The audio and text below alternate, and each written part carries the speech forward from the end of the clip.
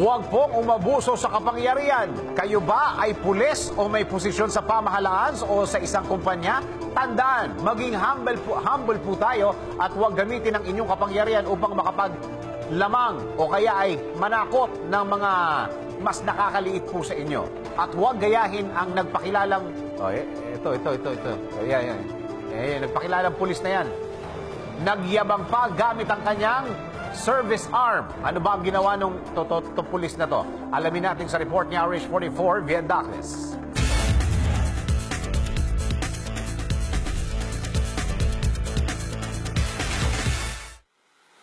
Nag-angas at nanutok pa ng baril ang isang matanda na nagpakilalang pulis sa magkapatid na naglalakad lamang sa tabi ng kalsada para sana sumakay ng jeep sa Malibay, Pasay City. Ayon sa isang Ralph Davens Altea, mismong nag-upload at ang nakaalita ng umano'y pulis na kinilala sa pangalang Taytayon, naglalakad lang umano siya at ang kanyang kapatid upang sumakay sana ng jeep nang bigla na lamang ilang beses na businahan ni Taytayon ang mga ito upang tumabi, na agad namang sinunod ng magkapatid. Ngunit sa halip na dumaan na lamang, tumabi pa ang sasakyan sa magkapatid upang tanungin lamang kung may problema ang mga ito na tila ba naghahamon ng away. Hindi pa nakontento, bumaba pa ng sasakyan ang matandang pulis, bit-bit na ang kanyang baril upang itutok at ipanakot sa magkapatid. At bigla na lamang itinulak ang kapatid ni Ralph. Dahil dito, agad na pinatakbo ni Ralph ang kanyang kapatid upang humingi ng tulong habang siya ay patuloy na nakikipagdiskusyon sa matanda matapos na mura-murahin siya nito. Kaya naman bilang depensa at ebidensya, agad na kinuha ni Ralph ang kanyang cellphone upang makuna ng video ang pagmamalabis sa kapangyarihan ni Taytayon at upang mamukaan din ito. Dahil sa matinding pagtatalo, bumaba na rin ang asawa ng pulis, ngunit sa halip na pigilan ng asawa, nakisali pa ito at sinabihan pa si Ralph na umano'y siya ang nagsimula ng away at hinila pa umano ang kanyang buhok. Napakita mo kaming barel? Paano mo? Ano? Ayan yung kotse niya, no?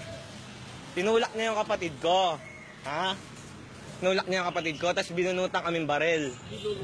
Ano? Ano? Hindi kita bubunutan ng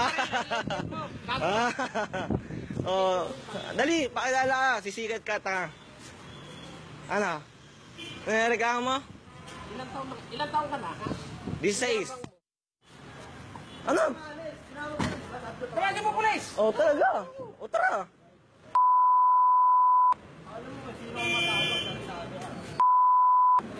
Ba't ka alis? Di ba hintayin po yung pulis? Mandalang kayo ng konti, tapos Ayan,